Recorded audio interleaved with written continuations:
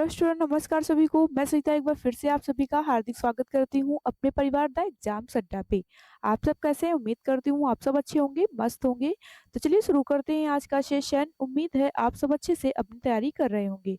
तो चलिए शुरू करते हैं आज की शानदार और प्यारी सी क्लास को। पहला प्रश्न है, आप 1024 किलो बाइट को कैसे परिभाषित करेंगे? ऑप्शन ए हो जाएगा 1 terabyte, option B 1 petabyte, option सी हो जाएगा 1 मेगाबाइट, ऑप्शन डी 1 किलोबाइट। तो आपको इन चार ऑप्शन में से राइट आंसर बताना है। 1024 किलो बाइट को कैसे परिभाषित करेंगे? तो आइए देख लेते हैं कुछ फैक्ट।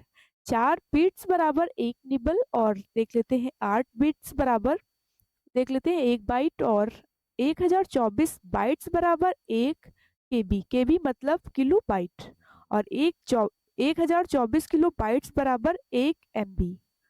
तो आइए देख लेते हैं 1024 किलो बाइट्स को कैसे परिभाषित करेंगे। तो चलिए देख लेते हैं। राइट आंसर हो जाएगा 1 terabyte, option A right answer हो जाएगा। अगला प्रश्न है, लोकसभा के प्रथम अध्यक्ष कौन थे? Option A doctor S Reddy, option B हो जाएगा Meera Kumar, option C GV Malvankar, option D इनमें से कोई नहीं। तो आपको इन चार ऑप्शन में से राइट आंसर बताना है। लोकसभा के प्रथम अध्यक्ष कौन थे? तो आइए देख लेते हैं कुछ इंपॉर्टेंट पॉइंट। गणेश वासुदेव मालवंकर, नीलम संजीव रेड्डी, इन्होंने भारत के छठे राष्ट्रपति 1977 या 1982 के रूप में जाना जाता है। तो आइए देख लेते हैं लोकसभा के प्रथम अध्यक्ष कौन थे। तो ये थे GV Malvankar, option C right answer हो जाएगा। अगला प्रश्न है, उत्तर प्रदेश राज्य लोक सेवा आयोग के कार्यों का विस्तार जा सकता है? ऑप्शन ई प्रधानमंत्री द्वारा, ऑप्शन बी हो जाएगा उत्तर प्रदेश विधानमंडल द्वारा, ऑप्शन सी हो जाएगा राष्ट्रपति द्वारा, ऑप्शन डी उपरोक्त में से कोई नहीं। तो आपको इन चार विकल्प में से राइट आंसर बताना है। तो आइए देख लेते हैं कुछ इंपॉर्टेंट पॉइंट। भारतीय संविधान को आर्टिकल 321 लोक सेवा आयोग के कार्यों के दायरा विस्तार करने की शक्ति है। तो आइए देख लेते हैं, लोक सेवा आयोग के कार्यों का विस्तारा जा सकता है तो किसके द्वारा? तो ये हो जाएंगे उत्तर प्रदेश विधानमंडल द्वारा, ऑप्शन बी राइट आंसर हो जाएगा। अगला प्रश्न है, नील नदी का पानी किस में गिरता है? ऑप्शन ए विक्टोरिया झील में, ऑप्शन बी भूमध्य सागर में, ऑप्शन सी हिंद महासागर में, ऑप्शन डी इनमें से कोई नहीं। तो आपको इन चार विकल्प में से राइट आंसर बताना है। नील नदी का पानी किस में गिरता है? तो आइए बात करते हैं नील नदी के बारे में कुछ इंपॉर्टेंट पॉइंट। नील नदी 6650 किलोमीटर या 11 देशों से होकर प्रवाहित होती है। विश्व की सबसे लंबी नदी, अफ्रीका की सबसे बड़ी झील है। नील नदी का प्रमुख जलाशय है। तो आइए देख लेते हैं नील नदी का पानी किस में गिरता है। तो ये गिरता है भूमध्य सागर में, ऑप्शन बी राइट आंसर हो जाएगा। अगला प्रश्न है, भारत का क्षेत्रफल विश्व के कुल भौगोलिक क्षेत्रफल का कितना परसेंट है? ऑप्शन बी ए हो जाएगा 3.2%, option B 4.8%, option C 5.2%, option D हो जाएगा 2.4%। तो आपको इन चार ऑप्शन में से राइट आंसर बताना है। तो आइए देख लेते हैं कुछ पॉइंट। भारत के भूभाग को का क्षेत्रफल 3.28 मिलियन वर्ग किलोमीटर है, और भारत विश्व की 7वां सबसे बड़ा देश है, और विश्व के सबसे बड़े देश रूस, कनाडा, चीन, संयुक्त राज्य अमेरिका, ब्राजील, ऑस्ट्रेलिया आदि। तो आइए देख लेते हैं भारत का क्षेत्रफल विश्व के कुल भौगोलिक क्षेत्रफल का कितना परसेंट है। तो ये हो जाएगा 2.4%, ऑप्शन डी राइट आंसर हो जाएगा।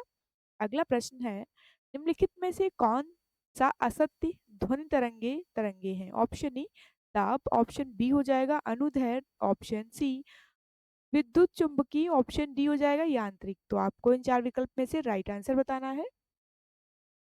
तो ध्वनि एक यांत्रिक तरंग है और ना कि विद्युत तरंग चुंबकीय तरंग। विद्युत चुंबकीय तरंग ध्वनि के संचारण के लिए माध्यम की जरूरत होती है। तो आइए देख लेते हैं, असत्य है ध्वनि तरंगे। तो राइट आंसर हो जाएगा ध्वनि एक यांत्रिक तरंग है, ऑप्शन डी राइट आंसर हो जाएगा। अगला प्रश्न है, ऑक्सीजन के संश्लेषण के लिए आवश्यक तत्व कौन सा है? ऑप्शन ए हो जाएगा एस्ट्रोजन, ऑप्शन बी हो जाएगा cytokinin option C, insulin option D हो जाएगा थायरोक्सिन। तो आपको इन चार ऑप्शन में से राइट आंसर बताना है। ऑक्सीजन के संश्लेषण के लिए आवश्यक तत्व कौन सा है? तो आइए देख लेते हैं कुछ पॉइंट। आयोडीन थायरोक्सिन के संश्लेषण के लिए आवश्यक थायरोक्सिन थायराइड ग्रंथि द्वारा स्रावित होता है। तो आइए देख लेते हैं, राइट आंसर हो जाएगा option D thyroxine. Option D right answer हो जाएगा। अगला प्रश्न है, निम्न में से किस शासक की पुराना किला के निर्माण का श्रेय दिया जाता है? ऑप्शन ए बाबर और अकबर को, ऑप्शन बी हो जाएगा शाहजहां और शेरशाह, ऑप्शन सी कुतुबुद्दीन और इल्तुतमिश, ऑप्शन सी डी हो जाएगा हुमायूं और शेरशाह। तो आपको इन चार ऑप्शन में से राइट आंसर बताना है। तो आइए देख लेते हैं हुमायूं के बारे में। हुमायूं और शेरशाह सूरी और सूरी वंश का संस्थापक था। उसने क्रमशः 1539-1540 में चौसा और कन्नौज का युद्ध में हुमायूं को पराजित किया। तो पुराना किला के निर्माण का श्रेय किसे दिया जाता है? तो ये दिया जाता है हुमायूं और शेरशाह को। ऑप्शन डी राइट आंसर हो जाएगा। नेक्स्ट, रमन मैग्सेसे पुरस्कार विजेता अंशु गुप्ता निम्न में से किस गैर सरकारी संगठन से संबंध है? ऑप्शन ए प्रयत्न, ऑप्शन बी गूंज, ऑप्शन सी हो जाएगा अक्षय पात्र, ऑप्शन डी उड़ान। तो आपको इन चार ऑप्शन में से राइट आंसर बताना है। तो आइए देख लेते हैं रैमन मैग्सेसे पुरस्कार के बारे में। रैमन मैग्सेसे पुरस्कार विजेता अंशु गुप्ता गैर सरकारी संस्था गूंज के संस्थापक हैं, जिसकी स्थापना 1999 में हुई थी। ये संस्था गरीबों की जरूरत को पूरा करती है। तो आइए देख लेते हैं, राइट आंसर हो जाएगा ऑप्शन बी गूंज। अगला प्रश्न है, नमक सत्याग्रह का संबंध किससे था? ऑप्शन ए सविनय अवज्ञा आंदोलन, ऑप्शन बी चंपारण सत्याग्रह, ऑप्शन सी हो जाएगा भारत छोड़ो आंदोलन, ऑप्शन डी खेड़ा आंदोलन। तो आपको इन चार विकल्प में से राइट आंसर बताना है। सत्या नाम नामक सत्या नमक सत्या का संबंध किससे था? तो ये था सविनय अवज्ञा आंदोलन से। ऑप्शन ए राइट आंसर हो जाएगा। तो आइए देख लेते हैं सविनय अवज्ञा आंदोलन के बारे में कुछ फैक्ट। सविनय अवज्ञा आंदोलन 1930, नमक सत्याग्रह 9 मार्च 1930 से 6 अप्रैल 1930 तक रहा। साबरमती आश्रम से दांडी समुद्र तट तक शुरू हुआ। तो आइए देख लेते हैं नमक सत्याग्रह का संबंध किससे था?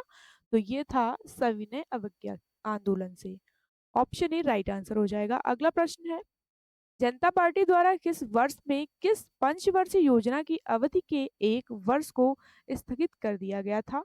ऑप्शन ए पहली, ऑप्शन बी दूसरी, ऑप्शन सी सातवीं, ऑप्शन डी पांचवी। तो आपको इन चार ऑप्शन में से राइट आंसर बताना है। तो आइए देख लेते हैं कुछ इंपॉर्टेंट पॉइंट।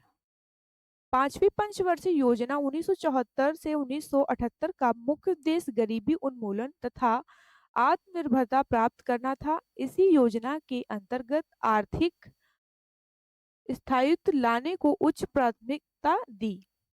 तो आइए देख लेते हैं किस पंचवर्षीय योजना की अवधि के 1 वर्ष को स्थगित कर दिया था?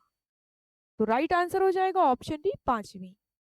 अगला प्रश्न है, भारत के दूसरे उपराष्ट्रपति कौन थे? Option A V Giri, option B doctor Zakir Hussain, option सी हो जाएगा Krishnakant, option D doctor Sarvepalli Radhakrishnan. तो आपको इन चार ऑप्शन में से राइट आंसर बताना है। भारत के दूसरे उपराष्ट्रपति कौन थे? तो आइए देख लेते हैं डॉक्टर जाकिर हुसैन के बारे में। डॉक्टर जाकिर हुसैन 1962 से 1967 व 1967 से 1969 तक भारत के तीसरे राष्ट्रपति थे।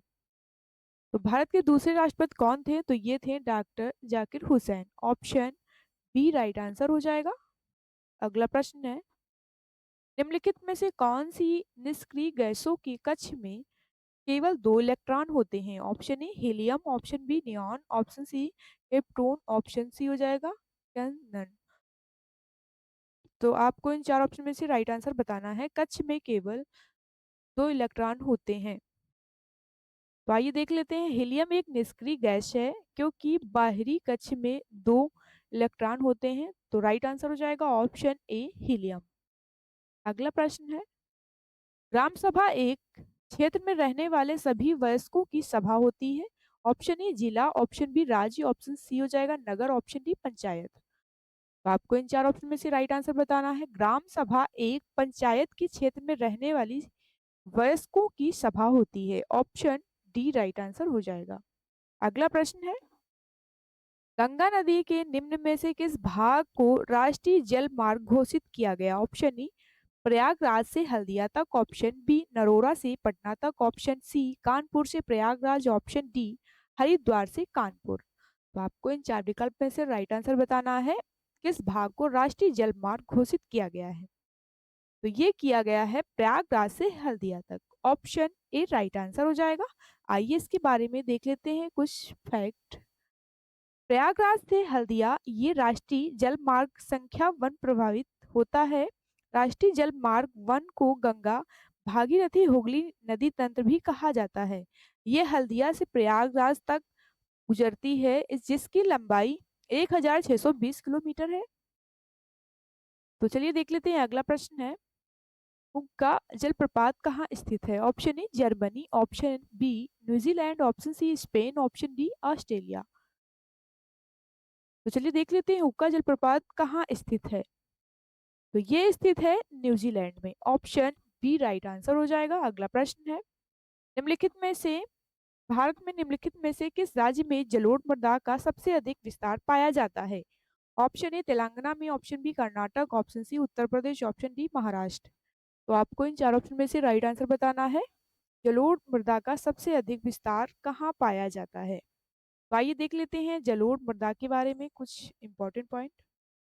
जलोढ़ मृदा उत्तरी मैदानों, नदी, घाटियों में पाई जाती है। इनमें से पोटास की प्रचुर मात्रा होती है, लेकिन फास्फोरस की कमी होती है। तो जलोढ़ मृदा का सबसे अधिक विस्तार कहाँ पाया जाता है? तो ये पाया जाता है हमारे उत्तर प्रदेश में। ऑप्शन सी राइट आंसर हो जाएगा। अगला प्रश्न है, भारत हर साल किस दिन अंत्योदय दिवस मनाता है? ऑप्शन ए 22 सितंबर, ऑप्शन बी 24 सितंबर, ऑप्शन सी हो जाएगा 23 सितंबर, ऑप्शन डी 25 सितंबर। तो आपको इन चार ऑप्शन में से राइट आंसर बताना है। भारत हर साल किस दिन अंत्योदय दिवस मनाता है? तो ये मनाता है 25 सितंबर को। ऑप्शन डी राइट आंसर हो जाएगा। अगला प्रश्न है,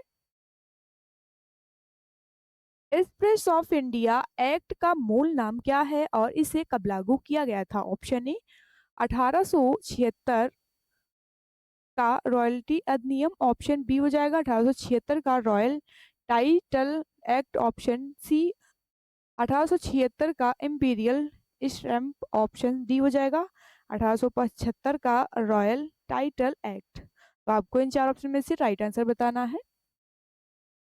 तो देख लेते हैं हमारा राइट आंसर हो जाएगा 1876 royal title act. Option B right answer हो जाएगा। अगला प्रश्न है, प्रिज्म द्वारा इनमें से किस रंग की प्रकाश किरण का विचलन अधिकतम होगा? ऑप्शन ए लाल रंग, ऑप्शन बी हरा रंग, ऑप्शन सी नीला रंग, ऑप्शन डी बैंगनी रंग। तो आपको इन चार ऑप्शन में से राइट आंसर बताना है किस रंग की प्रकाश किरण का विचलन अधिकतम होगा। तो आइए देख लेते हैं प्रिज्म के बारे में। प्रिज्म द्वारा बैंगनी रंग की प्रकाश किरण का विचलन अधिकतम होता है और लाल रंग के लिए न्यूनतम होता है। तो राइट आंसर हो जाएगा ऑप्शन डी बैंगनी रंग। तो आज का सेशन हमारा यहीं तक था। अगर आप लोगों को ये सेशन पसंद आया हो तो लाइक, शेयर और चैनल को सब्सक्राइब करें। जय हिंद, जय भारत। फिर मिलते हैं अगली क्लास में। Thank you so much.